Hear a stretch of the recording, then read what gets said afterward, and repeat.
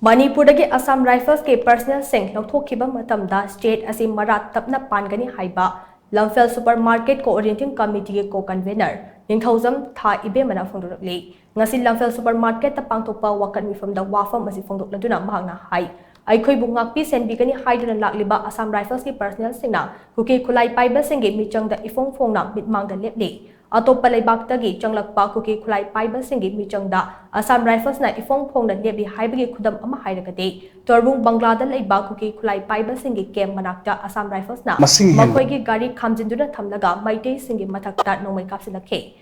Hauzik su Jiribam district tasu thodo kaya tholibani athuba matamda state asidagi Assam Rifles Louthokkhiba namdam asi marat tapna panba ngamgani Manipur miyamna Assam Rifles ta thajaba sungam ngamloi Center gi mahum oiriba Assam Rifles ki personal sing athubada Manipur dagi lauthokpiro loinana kuki jo furup ki MLA taragi mathakta karigumba action amata lokatpa ngamdan leiri masina michong mikhai naibagi thawong center na chathare haibadu takle haina Tha Ibema namaka jana phongdokhe